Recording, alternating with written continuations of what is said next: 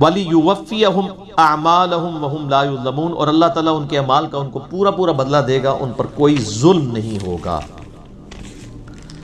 وَيَوْمَ يُعْرَضُ الَّذِينَ كَفَرُوا عَلَى النَّارِ، اور جب کھڑا کیا جائے گا قیامت والے دن انکار کرنے والوں کو دوزخ کی آگ پر، اذهبتم طیباتکم فی حیاتکم الدنیا واستمتعتم بها، تو انہیں کہا جائے گا تم نے ختم کر دیا تھا اپنی نعمتوں کا حصہ اپنی دنیا کی زندگی میں اور خوب لطف اٹھا لیا۔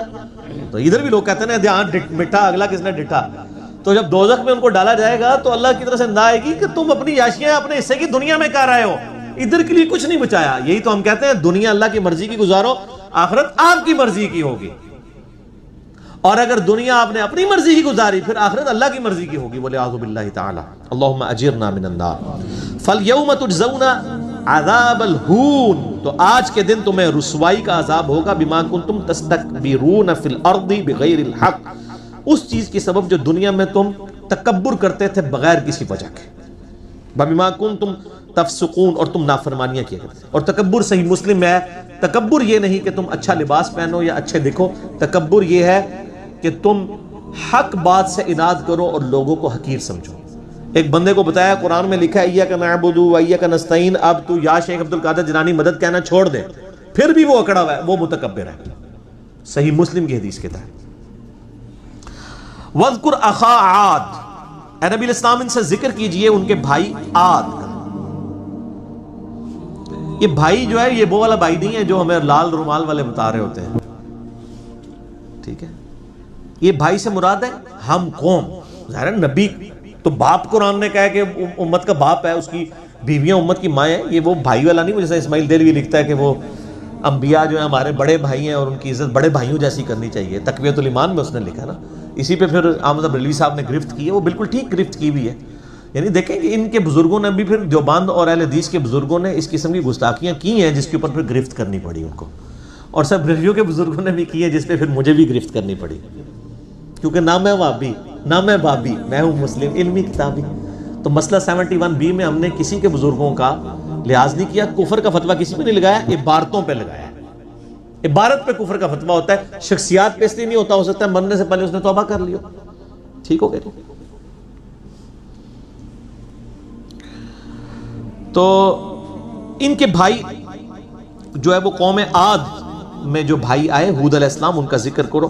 اذ انذر قومہ بالاحقاف، جب انہوں نے اپنی قوم کو احقاف میں ڈر سنایا، وقد خلت النذور من بین یدیہ ومن خلفہ، جبکہ ان کے پاس پیغمبر پہلے بھی گزر چکے تھے اور بعد میں بھی آنے والے تھے، اللہ تعبدوا الا اللہ، کہ مت عبادت کرو سوائے اس اللہ کے، انی اخاف علیکم عذاب یوم عظیم، بے شک مجھے خوف ہے کہ بڑے دن کا عذاب، بہت بڑا عذاب تمہیں آ پکڑے گا۔ یعنی یہ حضرت ہود علیہ السلام نے قوم عاد کو یعنی تبلیغ کی۔ انہوں نے آگے سے جواب میں کیا کہا، قالوا اجئتنا لتأفکنا عن آلہتنا، اے ہود تو ہمارے پاس اس لیے آیا کہ تو ہمیں ہمارے خداؤں سے بھٹکا دے، ہمارے بزرگوں سے ہمیں متنفر کروا دے، اس لیے آیا۔ فأتنا بما تعیدنا ان کنت من الصادقین، اگر تو واقعی سچا ہے نا تو جو عذاب جو ڈرا رہا ہے نا لے آ وہ عذاب کدھر۔ قال انما العلم عند اللہ، وہ کہنے لگے یہ عذاب کا بانا یہ تو اللہ کے پاس علم ہے، یہ شان تو صرف شیخ عبد القادر جیلانی کی ہے کہ وہ نگاہ مار کے تو شاید وہ ساڑ دیں، میرے پاس تو نہیں ہو سکتی۔ آج کی دور میں یہ بات ہو رہی ہے، پیغمبر کہہ رہا ہے کہ میرے اختیار میں عذاب نہیں، کہ کیسے آئے گا کب آئے گا مجھے تو یہ پتہ ہی نہیں ہے۔ وہ ایک نگاہ ماری سب کچھ ساڑ دیتا، مرید بھی ساڑ دیتا، لوٹا بھی، ٹھیک ہے۔ یہ بھی کلپ میرا ایک چڑھا ہوا ہے، بس جھوٹی چیزیں ان بزرگوں کی طرف منسوب ہیں، بزرگوں کا قصور نہیں ہے۔ تو فرما دیجئے علم اللہ کے پاس ہے، وَأُبَلِّغُكُم مَّا أُرْسِلْتُ بِهِ وَلَٰكِنِّي أَرَاكُمْ قَوْمًا تَجْهَلُونَ، تو وہ کہنے لگے میں تو پیغام اللہ کا پہنچانے والا تمہارے پاس آیا ہوں، لیکن مجھے یہ لگ رہا ہے کہ تم لوگ جاہل قوم ہو، یعنی تم لوگ برباد ہی ہوگے جو تم بات قبول نہیں کر رہے۔ فَلَمَّا رَأَوْهُ عَارِضًا مُسْتَقْبِلَ أَوْدِيَتِهِمْ، پس جب انہوں نے دیکھا کہ عذاب بادل کی صورت میں ان کی وادیوں کی طرف آ رہا ہے، اب یہ عذاب انہیں نہیں پتا تھا، یہ صرف پیغمبر کو پتا تھا کہ یہ عذاب آ رہا ہے، اور وہاں پہ تو قحط سالی تھی، وہ بڑے خوش ہوئے کہ جناب بادل آ رہا ہے، بارش برسے گی۔ قالوا هذا عارض ممطرنا، وہ کہنے لگے یہ بادل ہے ہم پہ برسنے والا ہے۔ اب کیا ہوا کہ وہ اس بادل جب آیا تو سارے لوگ گرمی کی وجہ سے باہر نکل کے بادل کے نیچے کھڑے ہوئے، بادل میں سے ایک آگ نکلی اور پوری قوم تباہ و برباد ہو گئی۔ بخاری مسلم میں حدیث ہے، اما عائشہ کہتی ہیں کہ نبی علیہ السلام جب کبھی آندھی چلتی نا اور بجلی چمکتی اور بادل یوں اکٹھے ہوتے تو نبی علیہ السلام فوراً نماز میں مشغول ہو جاتے۔ تو ہم کہتے ہیں کہ باقی لوگ تو خوشیاں مناتے ہیں کہ بارش آ رہی ہے، آپ اللہ کے ڈر سے نماز میں مشغول ہو جاتے ہیں۔ تو آپ فرمایا کرتے عائشہ مجھے کیا پتا کہ اس بادل کے اندر سے اللہ کا عذاب آئے گا یا رحمت۔ سر یہ یقین ہونا چاہیے، مسبب الاسباب کے اوپر نظر ہونی چاہیے، اسباب کے اوپر نہیں۔ تو یہ آپ صلی اللہ علیہ وآلہ وسلم کا خدا کے اوپر یقین تھا کہ اسباب بھی نظر آ رہے ہیں لیکن یہ نہیں پتا، حالانکہ ہمارے بچے کو بھی پتا ہے کہ بارش برسے گی، لیکن پیغمبر کا ویژن کیا ہے؟ کیا پتا آگے برسے۔ اور پھر نبی علیہ السلام یہی آیت تلاوت کیا کرتے تھے۔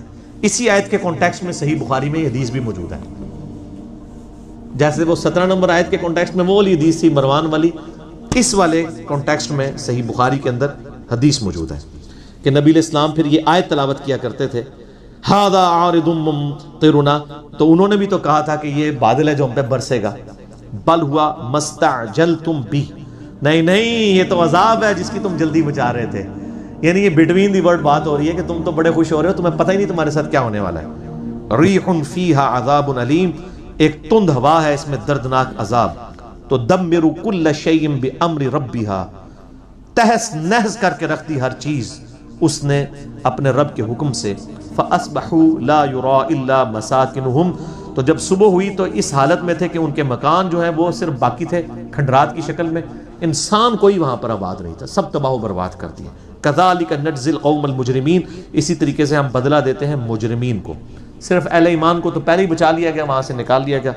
وَلَقَدْ مَكَّنَّاهُمْ، اور ہم نے ان کو قوت دی تھی، فِي مَا إِن مَّكَّنَّاكُمْ فِي، جو اے مشرکین عرب تمہیں بھی طاقت نہیں دی ہے جو ان کے پاس طاقت تھی، جو اللہ تعالیٰ نے ان کو طاقت دی تھی، پہاڑ تراش تراش کے وہ اپنے مکان بنایا کرتے تھے، اتنے بڑے بڑے جثے تھے، لیکن اللہ نے تباہ و برباد کر دیا۔ وَجَعَلْنَا لَهُمْ سَمْعًا وَأَبْصَارًا وَأَفْئِدَةً، ان کو بھی اللہ تعالیٰ نے کان، آنکھیں اور دل دی تھی، لیکن یہ انسٹرومنٹ یوز کر کے انہوں نے حق بات تک رسائی حاصل نہیں کی۔ فَمَا أَغْنَى عَنْهُمْ سَمْعُهُمْ وَلَا أَبْصَارُهُمْ وَلَا أَفْئِدَتُهُمْ مِنْ شَيْءٍ، لیکن کوئی کام نہ آئی ان کی آنکھیں، ان کے کان اور ان کے دل۔ جب اللہ کا عذاب آ جائے تو کوئی تدبیر کام نہیں آتی، انسان بھاگ کے جا ہی نہیں سکتا، خود جا کے عذاب کے نیچے کھڑے ہو گئے، کسی کے دماغ میں بھی نہیں آیا کہ اس میں سے آگ برس سکتی ہے۔ فزیکل فینومینا آف نیچر ٹوٹ گیا نا، اللہ تعالیٰ نے عذاب نازل کر دیا۔ اذ کانوا یجحدون، جب کہ وہ انکار کیا کرتے تھے، بآیات اللہ، اللہ کی آیات کا، وحاق بہم ما کانوا بہ یستہزئون، اور اس عذاب نے ان کو آ کے گھیر لیا جس کا وہ مذاق اڑایا کرتے تھے۔ وہ مذاق پہلے گزرا ہے نا کہ اے ہود لے آنا عذاب کدھر ہے، تو اللہ لما یہ مذاق اڑاتے تھے اسی عذاب نے ان کو آ کے گھیر لیا۔ اللہم اجرنا من النار۔ وَلَقَدْ أَهْلَكْنَا مَا حَوْلَكُمْ مِنَ الْقُرَىٰ وَصَرَّفْنَا الْآيَاتِ لَعَلَّهُمْ يَرْجِعُونَ، اور ہم نے برباد کر دیے کئی ایک بستیاں جو تمہارے ارد گرد ہیں مشرکین عرب، اور ہم نے مختلف انداز میں اپنی نشانیاں بھیجی تھیں تاکہ لوگ ہماری طرف پلٹیں۔ یعنی مشرکین عرب کو بھی دھمکی دی جا رہی ہے کہ تم پہ بھی عذاب آ جائے گا۔ پھر وہ غزوہ بدر کی شکل میں ان پہ عذاب نازل ہوا، پھر بعد میں لوگوں نے ایمان بھی قبول کر لیا۔ فلولا نصرهم الذين اتخذوا من دون الله قربانا آلهة، پس کیوں مدد نہ کی ان کے ان معبودوں نے جن کے تقرب کے لیے وہ بڑی قربانیاں کیا کرتے تھے۔ ٹھیک ہے جی، بل ضلوا عنهم، بلکہ وہ سارے جھوٹے معبود ان سے جاتے رہے۔ وذلك افکهم وما كانوا يفترون، اور وہ ہے ہی باز ڈھونگ تھا جو انہوں نے رچایا ہوا تھا، وہ تو جھوٹا بہتان تھا ان کا اپنے بتوں کے بارے میں، اپنے بزرگوں کے بارے میں کہ اللہ کے مقابلے پہ وہ بچا سکتے ہیں۔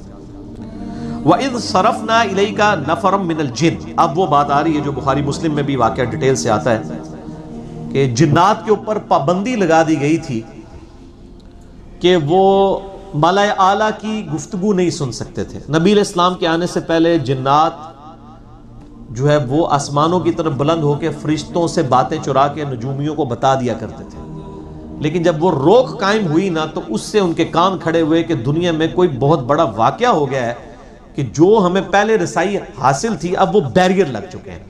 وہ بیریئر کیوں لگائے گئے تھے؟ تاکہ ان کی توجہ اس طرف دلائی جائے کہ دنیا میں کوئی غیر معمولی واقعہ ہوا ہے، یعنی پیغمبر آخر الزمان آ گئے ہیں صلی اللہ علیہ وآلہ وسلم.